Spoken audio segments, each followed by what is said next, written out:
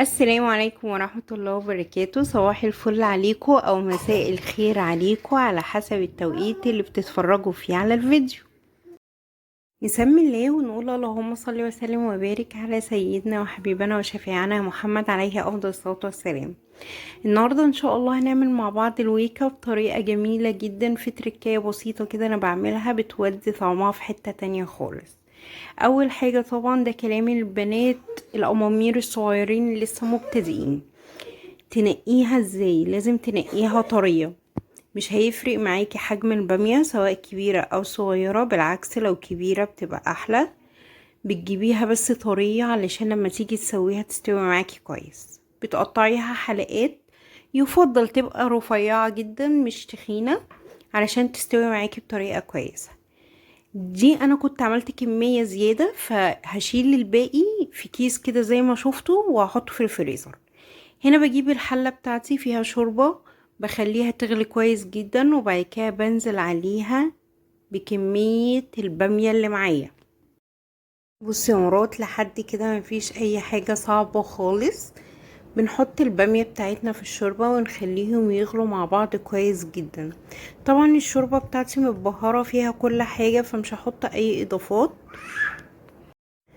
طبعا لكل الناس اللي مش بتحبها فاتكو كتير قوي، بجد جربوا الحاجة بكذا طريقة لحد ما الطريقة تعجبكم في الطعم واعتمدوها بعد كده، مش هتخسروا حاجة. هنا هسيبها بقى تستوي معايا كويس جدا. هجيب دي قطعة فلفل احمر انا حطاها في الفريزر سليمة كده، قطعت بس جزء منها عشان ما تبقاش حراقة عشان الولاد، وهحطها معايا كده. خلاص يا بنات هي استوت معايا.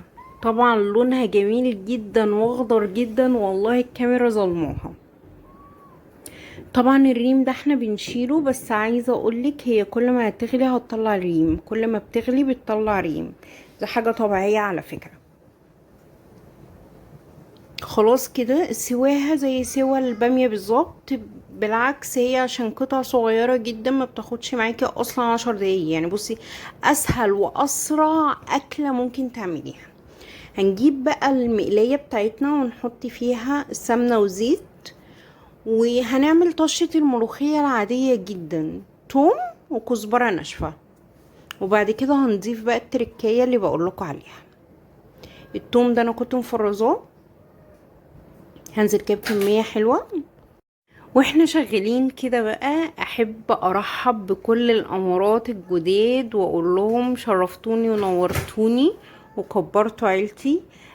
يا رب يا رب يا رب يكون المحتوى بيعجبكم، الفيديوهات بتعجبكم. بس ليه عتاب صغير قوي، الفيديو اللي فات ما شاء الله يعني المشاهدة كانت حلوة جدا، بس 90% من المشاهدة غير مشتركين. فليه تبخلي عليا بالاشتراك؟ اتمنى منك لو بتتفرجي وانتي مش مشتركة نوريني باشتراكك، هيسعدني جدا. هنا يا بنات اللي انا حطيته ده فلفل حامي، قطعة صغيرة خالص كده، بتدي تيست كده ما بتأثرش خالص، يعني مش حراقة ولا اي حاجة. تعالوا بقى اقول لكم على التركية اللي هنحطها. هنجيب طماطم وفلفل اخضر.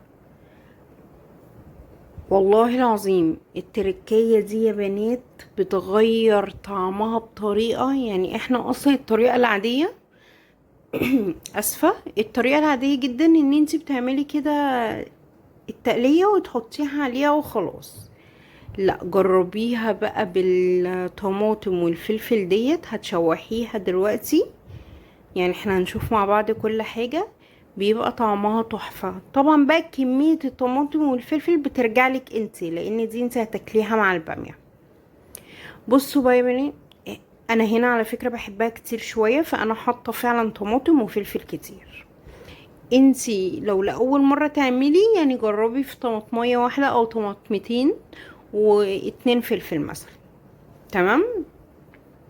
هنا بقى يا بنات الويكة او البامية ما بتبقاش محتاجة بقى ان انتي تضربيها في الخلاط او بالهاند بلندر او الكلام ده كله. عارفة انت لو جبتي هرسة البطاطس وضغطتي عليها هتلاقيها اتضربت. لو جبتي، انا طبعا هنا هعملها بالهاند بلندر.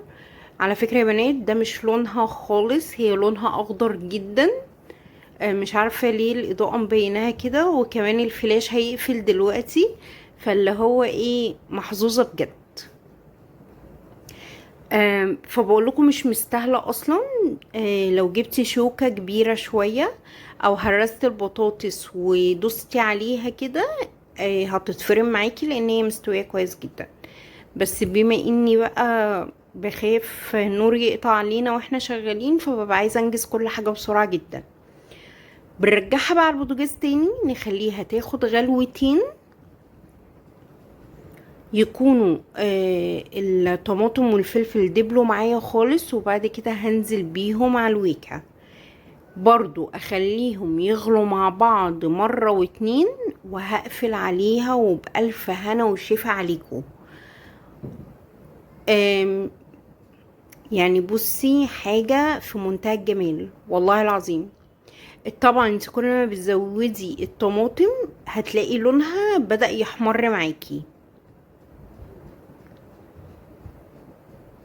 انا هنا على فكرة يا بنات طلعت مني خفيفة سيكا.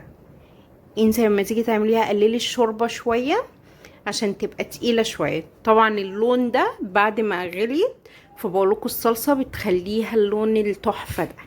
وبكده الوصفة بتاعتي النهاردة تكون انتهت والفيديو بتاعي خلص. هتوحشوني ودمتم في امان الله لحد الفيديو الجاي. بحبكم كتير.